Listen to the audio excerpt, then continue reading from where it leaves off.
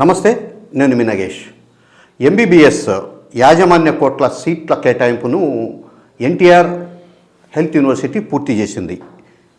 కొత్త వైద్యశాలలో 24-25 విద్యా సంవత్సరానికి సెల్ఫ్ ఫైనాన్స్ అంటే ఇక్కడ గత ఏడాది కొత్తగా ప్రారంభించిన మెడికల్ కళాశాలలో కొన్ని సీట్లు మేనేజ్మెంట్ కోట కింద పెట్టారు కదా, వాటిని ఈ ప్రభుత్వం కూడా కంటిన్యూ చేసి వాటిని సెల్ఫ్ ఫైనాన్స్ సీట్ల కిందే భర్తీ చేసింది. వీటితో పాటు ప్రైవేటు వైద్య కళాశాలలో కూడా యాజమాన్య కోట ఎంబీబీఎస్ సీట్ల కేటాయింపు జాబితాను శుక్రవారం ఎన్టీఆర్ ఆరోగ్య విశ్వవిద్యాలయం విడుదల చేసింది. విద్యార్థులు ఎవరికైతే ఏ కాలేజీలో సీట్ అలాట్ చేశారో ఆ కాలేజీలో ఈ నెల 24వ తేదీ మధ్యాహ్నం 3 గంటల లోపల అడ్మిషన్ తీసుకోవాలని చెప్పేసి హెల్త్ యూనివర్సిటీ సీట్లు దక్కిన విద్యార్థులను ఆదేశించింది. ఆ గడువు లోపు విద్యార్థులు అడ్మిషన్ తీసుకోకపోతే ఆ సీట్ రద్దు అవుతుంది.